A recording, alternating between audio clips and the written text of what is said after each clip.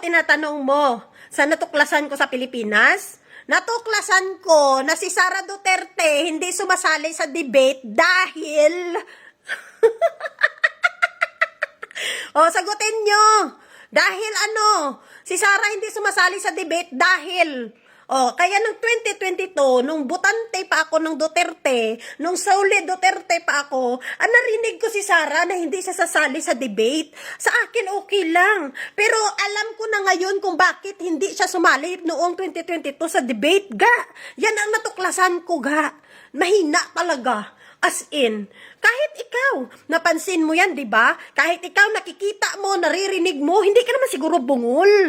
At naiintindihan mo naman siguro yung sinasabi niya. Naririnig mo siya kung paano siya mag-speech. Naririnig mo siya kung paano siya magbasa ng script. Aminin mo sa hindi, mas magaling ka pang magbasa kaysa sa kanya. Or yung anak mo mas magaling pang magbasa kaysa kanya.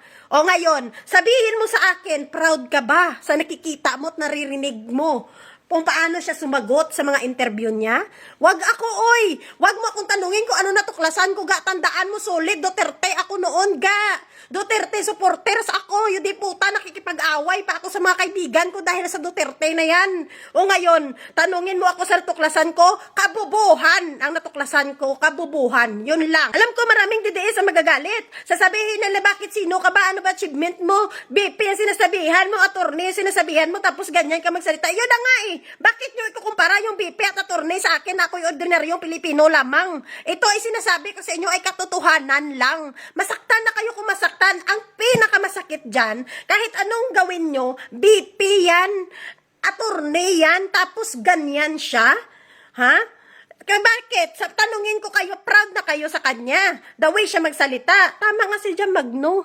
Kaya pala nagagalit kayo kay Jam Magno kasi ano sabi ni Jam Magno? Ha? Paano siya susuporta sa politiko na alam niya na mas matalino pa siya? Real talk talaga. Which is totoo. Nasasabi ni Jam, kaya niyang magsalita ng walang script na dire-diretso at tuwid. O tama naman. Yan yung idol nyo, may script na nga, binato-bato pa.